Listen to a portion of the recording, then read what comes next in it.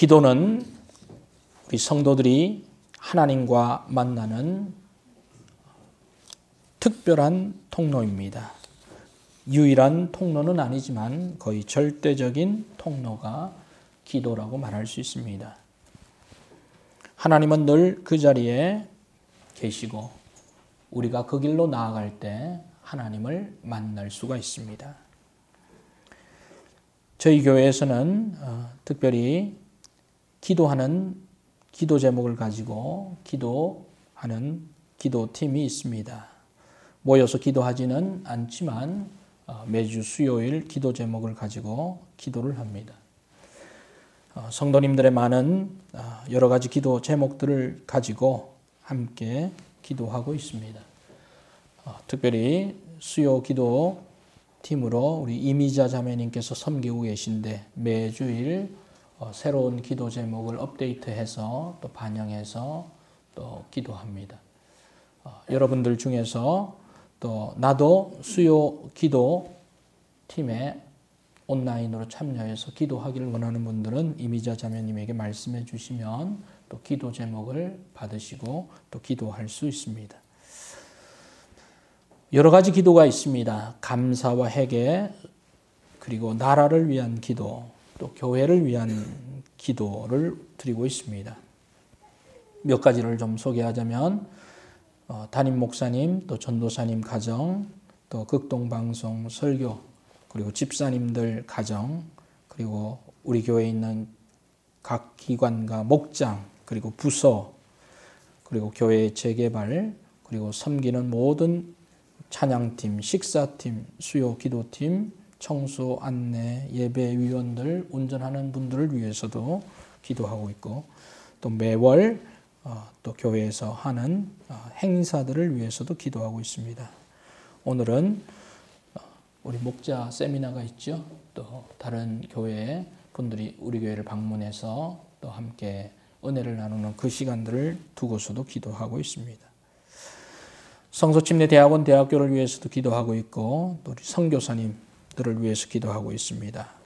또 우리 성도들 중에 특별한 우리 기도가 필요한 성도들과 가정을 위해서 기도하고 있고 몸이 불편한 성도들을 위해서 기도하며 VIP를 위해서도 기도하고 또한 친교회 가운데서도 특별한 기도 제목이 있는 그런 가정이나 또 목사님이나 목사님 자녀들을 위해서도 기도하고 있습니다. 우리가 수년째 우리 친교회적으로 우리 이은총 어린이를 위해서 기도를 한 것을 우리 성도님 아실 것입니다. 또 우리 교회에서도 특별 헌금으로 동참하기도 했는데 작년 2022년 12월부로 그 기도의 소식이 좀 전해졌습니다. 한번 그 내용을 좀 같이 공유하면 좋을 것 같습니다. 예, 우리 함께 기도했던 우리 은총이 어린이가 이제 치료를 다 마쳐서 치료 종결, 물론 완치는 아닙니다만 그러나 이제 거의 완치에 가까운 치료 종결을 했습니다.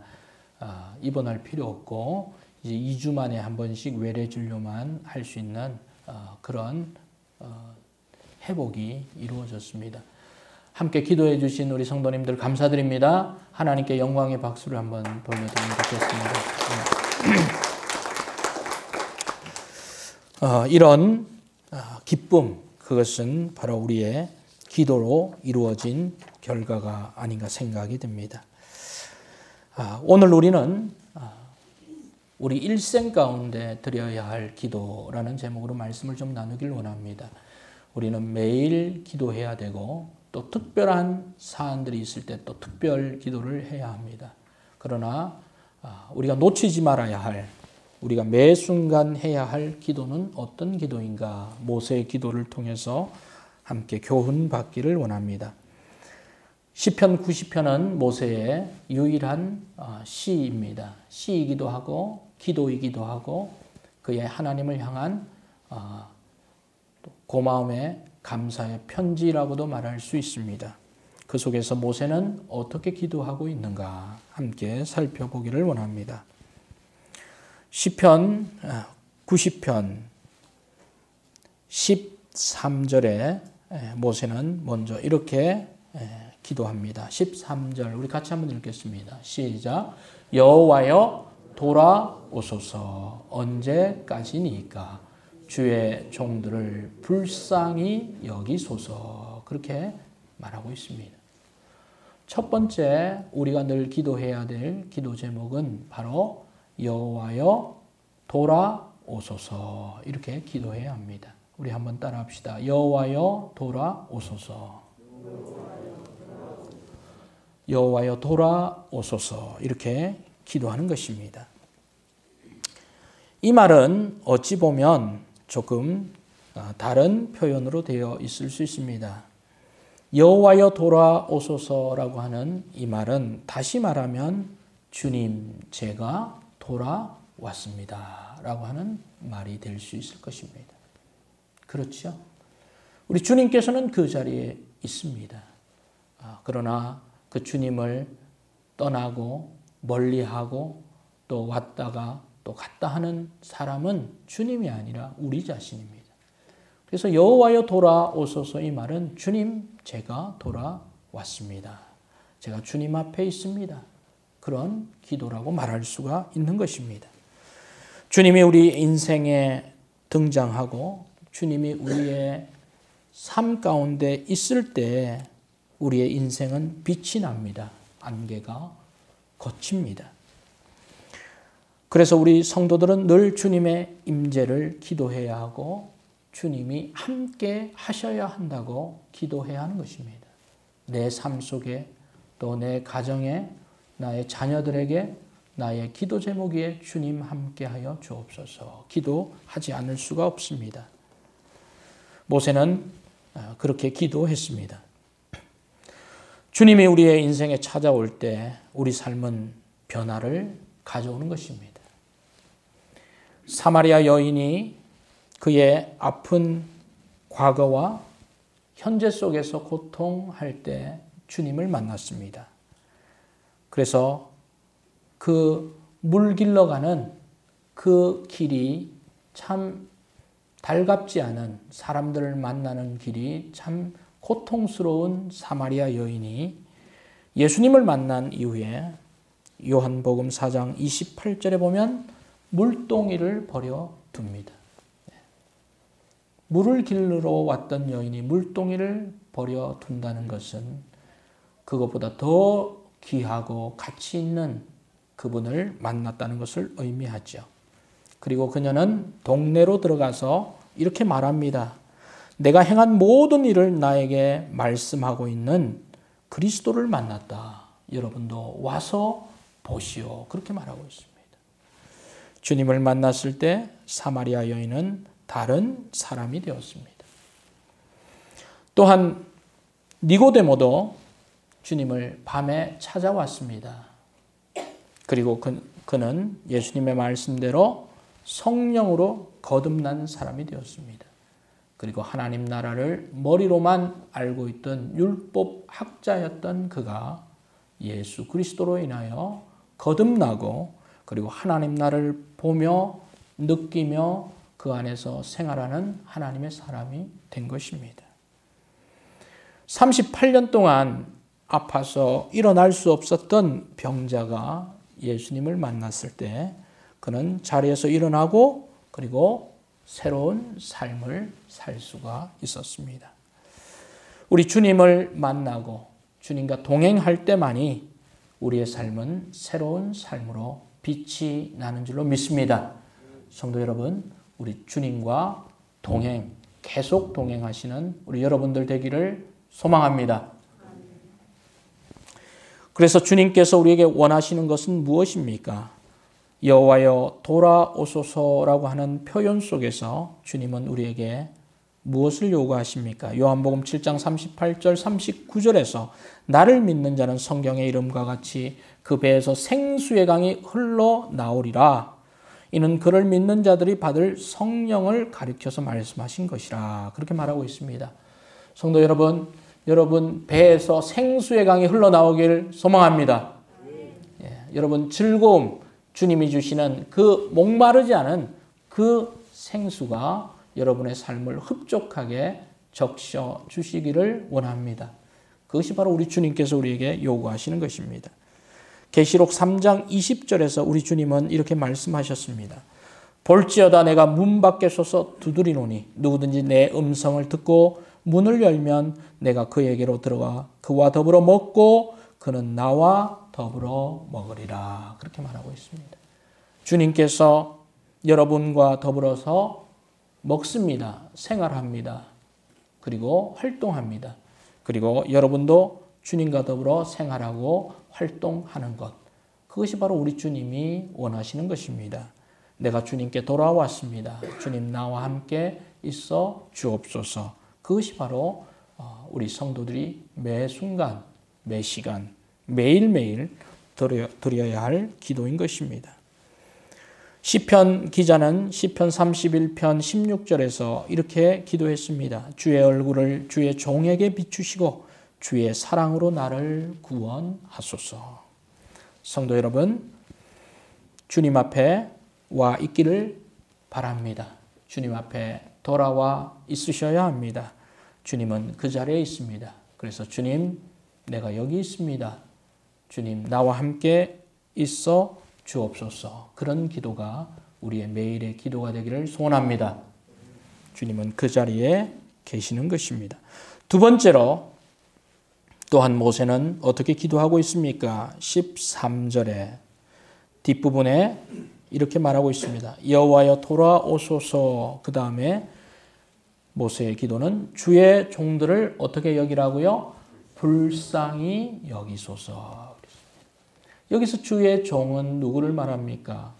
특별한 지도자인 모세만을 지칭할까요? 그렇지 않습니다. 하나님께서 자녀 삼아주신 그 모든 자, 우리 하나님을 주인으로 모시는 자는 모두가 하나님의 종인 줄로 믿습니다. 아멘. 우리 옆에 분들에게 이렇게 말합시다. 당신은 하나님의 종입니다. 그렇게 이야기합시다. 당신은 하나님의 종입니다. 우리가 하나님의 종입니다.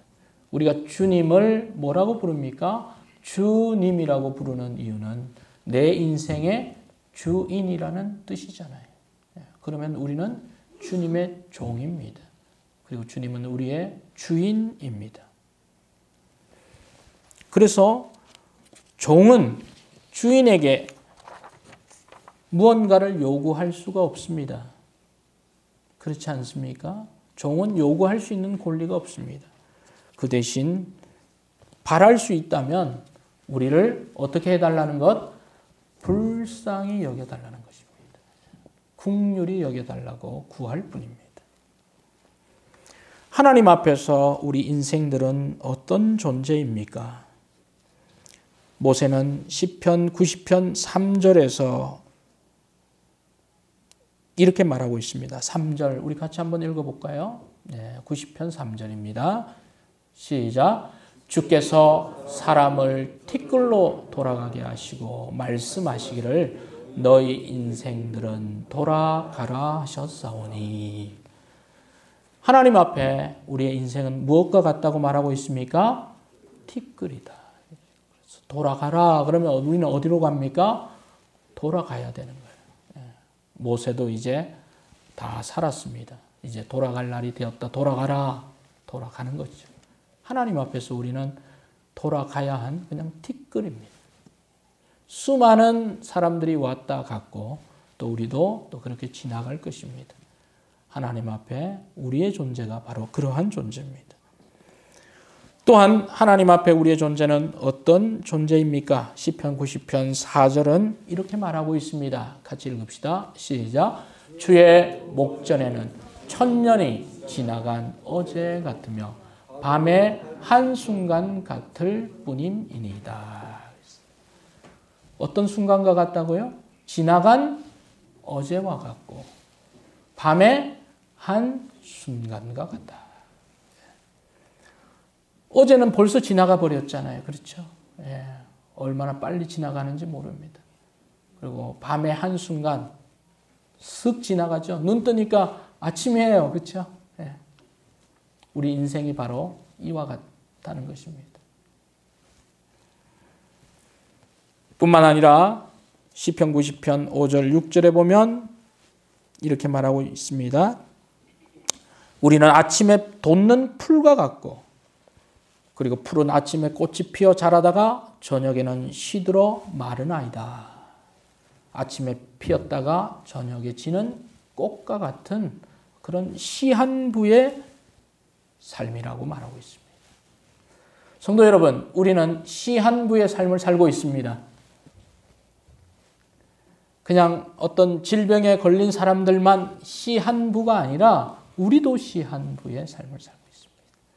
끝이 없을 것 같이 인생을 살아서는 안 되고 끝이 있다는 사실을 우리는 기억해야 합니다.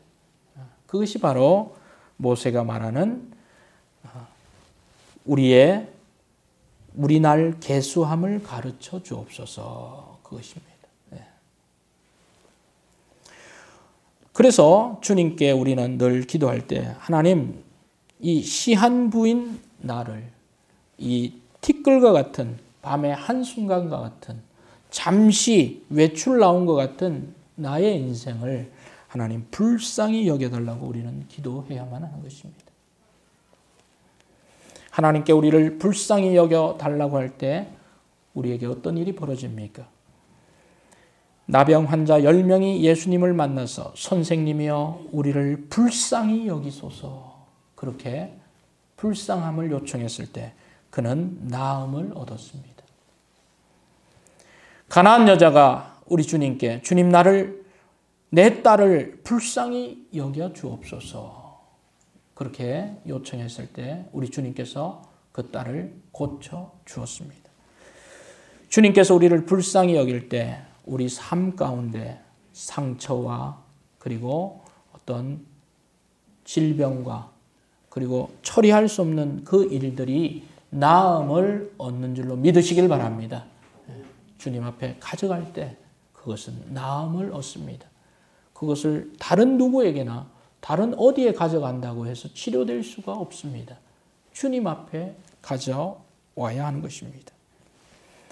또한 주님께 우리는 불쌍히 여겨달라고 할 때 주님은 우리의 눈을 열어주시기도 합니다. 누가복음 18장에 보면 맹인이 다윗의 자손 예수여 나를 불쌍히 여겨 주옵소서. 사람들은 잠잠하라고 계속 얘기할 때 그는 더 크게 주님 나를 불쌍히 여겨 주옵소서 외쳤습니다. 그때 주님께서 어떻게 말씀해 주셨습니다. 보라 내 믿음이 너를 구원하였으니 곧 보게 되어 하나님께 영광을 돌리니라 이렇게 말하고 있습니다. 우리의 영적인 눈이 열려야 하는 것입니다. 주님 나를 불쌍히 여겨 주시옵소서. 내가 봐야 할 것을 보게 하시고 하나님의 그 사역들을 보고 하나님의 움직임을 보고 하나님의 뜻을 보게 하여 주옵소서 할 때 우리의 눈이 열리는 은혜가 있습니다. 또한 주님께서 우리를 불쌍히 여겨주실 때 우리는 배고픔을 해소하고 배부름을 얻을 수가 있습니다. 제자들은 사람들에 대한 불쌍함이 예수님만큼은 없었습니다. 그래서 예수님의 말씀을 들으러 온 사람들을 그냥 돌려보내소서 그렇게 이야기를 했습니다. 그러나 예수님은 그렇게 하지 않았습니다. 예수님께서 제자들을 불러 이르시되 내가 무리를 불쌍히 여기노라 그랬습니다. 그들이 지금 상태로 가면 기진할까 하노라 그렇게 말씀하셨어요. 그래서 그들에게 먹을 것을 너희가 주라. 예수님, 이 많은 사람들에게 어떻게 배부르게 저희가 줄 수가 있겠습니까? 그러나 예수님께서는 보리떡 5개와 물고기 2마리로 그 수천 명의 남자만 5,000명 그리고 포함되지 않은 아이들과 여자들과 수많은 사람들을 먹였습니다. 얼만큼 먹였을까요? 성경에 보면 다 배불리 먹었다 그랬어요. 다 배불리 먹었어요. 우리 주님께서 우리를 먹여주실 때 우리는 결핍이 아니라 풍족하게 먹는 줄로 믿습니다. 배부릅니다. 채워지는 것입니다. 그리고 남은 것이 7강줄이나 남았다고 그랬습니다. 얼마나 감사합니까? 그래서 주님께 우리는 주님 나를 낫게 해주시고 치료해 주시고 눈이 열리게 해주시고 나의 부족함을 채워달라고 우리는 기도해야 합니다. 그렇게 기도하면 주님께서 우리의 부족함을 채워주시고 우리를 불쌍히 여겨주십니다. 그래서 주님께 불쌍히 여김을 받은 우리는 다른 사람들도 불쌍히 여기는 줄로 믿습니다. 아멘. 하나님 앞에 내가 불쌍히 여김을 받았습니다. 그러면 다른 사람들에게도 나도 불쌍한 눈으로 긍휼의 눈을 가져야 하지 않겠습니까? 마태복음 18장 32절 33절에는 주인이 그를 불러다가 말하되 악한 종아 내가 빌기에 내가 내 빚을 전부 탕감하여 주었거늘 내가 너를 불쌍히 여김과 같이 너도 내 동료를 불쌍히 여김이 마땅하지 아니하냐 그렇게 말하고 있습니다. 성도 여러분, 누군가가 여러분을 긍휼의 눈, 은혜의 눈, 불쌍히 여겨서 더 선한 것을 여러분이 하지 않은 것을 더 계산해서 해주었다면 우리도 다른 사람에게 그렇게 해야 되는 줄로 믿습니다. 에베소서 4장 31절 32절은 이렇게 말씀합니다.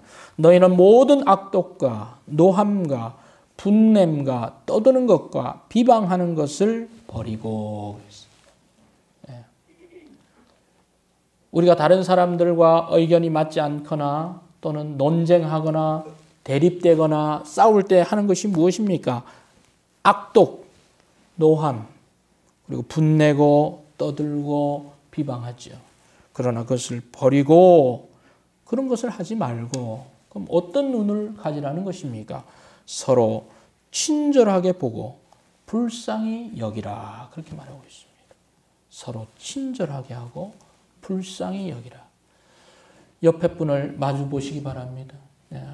친절하게 눈빛, 불쌍한 긍휼의 눈빛, 위험한 눈빛 아니고 화난 눈빛이 아니고 서로를 참 품어주는 그런 포용의 눈빛, 이해하려고 하는 눈빛, 그런 눈빛으로 바뀌게 되기를 소원합니다. 아멘. 여러분의 눈빛이 바뀐 것을 저는 느끼고 있습니다. 하나님 앞에 드려야 될 두 번째 기도, 우리를 불쌍히 여겨 주옵소서. 그러면 하나님께서 우리를 불쌍히 여겨 주시고 해결해 주십니다. 세 번째는 어떤 기도입니까? 세 번째는 우리를 기쁘게 하소서라고 우리는 기도해야 합니다. 14절, 15절 같이 한번 읽겠습니다. 시작. 아침에 주의 인자하심이 우리를 만족하게 하사 우리를 일생 동안 즐겁고 기쁘게 하소서. 15절. 우리를 괴롭게 하신 날수대로 우리가 화를 당한 연수대로 우리를 기쁘게 하소서. 우리를 어떻게 하라고요? 하나님 기쁘게 해주세요. 기쁨을 누리게 해주세요. 그렇게 우리는 기도해야 합니다. 여러분, 모세에 의하면 지금 모세가 이 시를 쓰고 있잖아요. 모세에 의하면 모세가 살았던 그 삶은 뭐라고 규정 내릴 수 있을까요? 삶은 뭐라고요?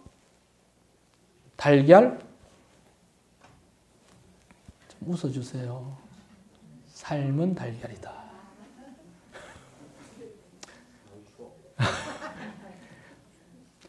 모세의 규정에 의하면 삶은 무엇입니까? 잘 모르시겠어요? 90편 10절에 나와 있는데 90편 10절에 모세의 삶은 뭐라고 말하고 있습니까? 무엇과 무엇이라고요? 수고와 슬픔뿐이다. 여러분, 삶은 수고와 슬픔이 많다는 거 여러분 인정하시죠?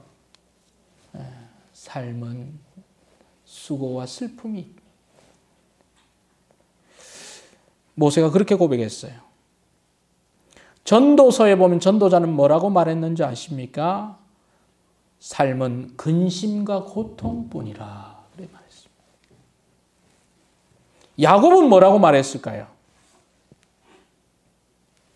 야곱이 모세는 120세를 살았는데 야곱은 몇 살을 살았을까요? 100? 성경 퀴즈입니다. 130세를 살았어요. 예. 근데 야곱이 나중에 이제 바로 앞에 가서 이야기를 하잖아요. 이렇게 말합니다. 제가 130세입니다. 내 나이가 얼마 못 됩니다. 그러면서 하는 말이 제가 험악한 세월을 살았습니다. 여러분, 야곱이 험악한 세월을 살았습니까? 야곱은요, 자기 하고 싶은 대로 다 살았어요. 자기가 둘째로 태어나가지고 형도 됐단 말입니다. 그렇죠? 그리고 장자권도 빼앗아 왔잖아요. 그리고 제가 한 말이 아닙니다. 다른 사람의 말입니다. 아내가 몇이었어요?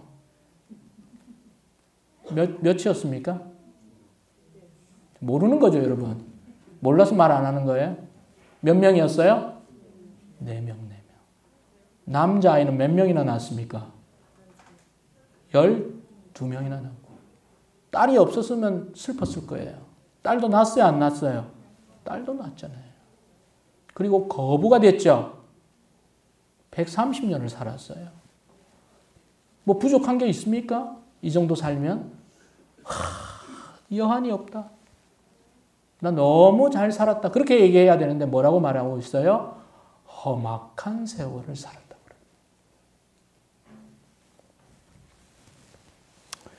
사람들은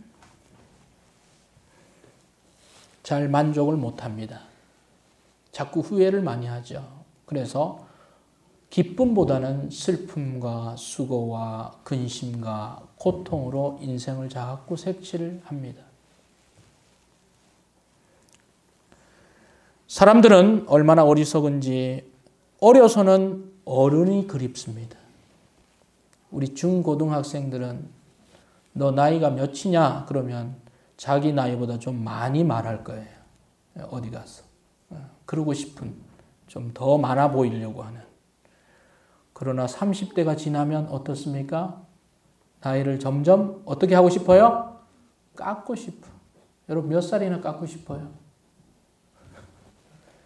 나이를 점점 어린 시절로 돌아가고 싶어요. 여름이면 여름에 만족하기보다는 겨울의 흰 눈이 그립습니다. 또 겨울이 오면 뜨거운 태양이 그립습니다. 그것이 바로 사람인 것 같아요. 그래서 우리는 기쁨이 보다는 슬픔과 후회를 많이 합니다. 우리나라 사람들이 가장 많이 하는 후회 1위가 인터넷에 나와 있더라고요. 10대에서 50대까지 전 국민의 후회 제목 1위 뭔지 알아요? 공부 좀 열심히 할 걸. 고개 좀 끄덕여 주세요, 여러분.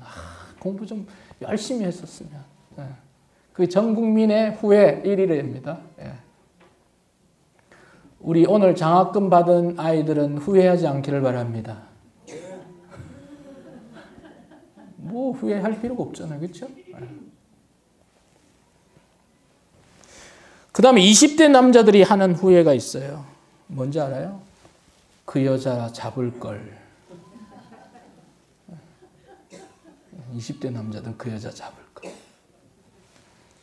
근데 30대 여자들, 40대 여자들이 가장 많이 하는 후회가 있어요. 이 남자 왜 잡았지?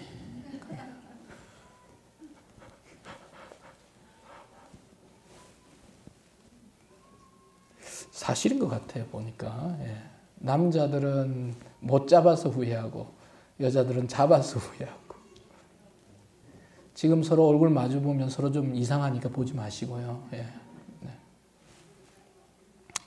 성도 여러분, 우리는 물론 근심과 고통과 험악한 세월과 또 수고와 슬픔 속에 살아갑니다.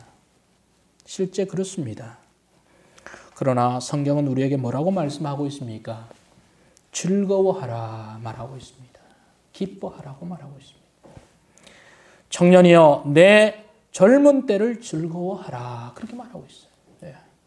우리 교회에 있는 우리 학생들, 젊은이들 정말 이 황금의 때 여러분 즐기시고 즐거워하기를 바랍니다.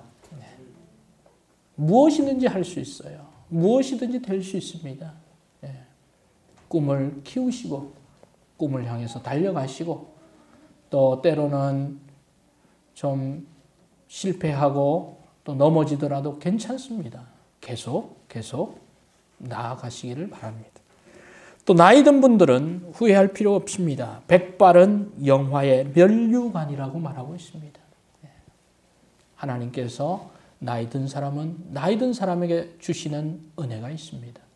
생각과 정신이 더욱더 성숙하고 또 온전해지고 몸은 늙지만 60세 이후로부터 정신은 더욱 성장할 수 있다고 합니다. 본인이 노력하면. 정신은 늙지 않는다고 합니다.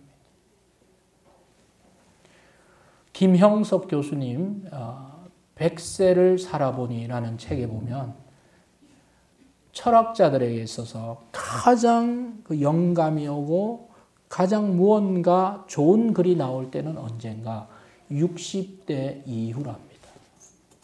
60대부터 한 80 그 사이. 그리고 시인들 있죠. 소설가들. 우리나라의 유명한 소설가들 있잖아요. 장편 소설을 쓰신 분들. 그분들이 최고의 글을 쓴 때가 언제냐면 30, 40대가 아니에요. 50대, 60대를 지나서 그들이 그 최고의 글을 씁니다. 화가들도 마찬가지입니다.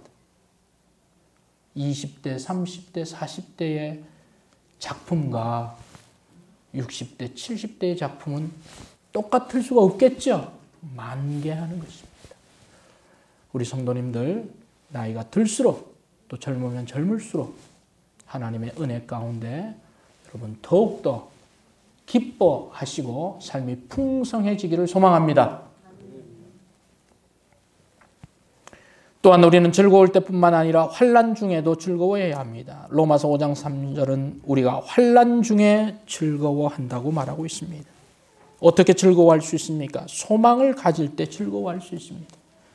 소망 중에 즐거워하라. 환난 중에 기도에 항상 힘쓰라고 말하고 있습니다. 소망이 있을 때 우리는 즐거움 속으로 들어갈 수 있습니다.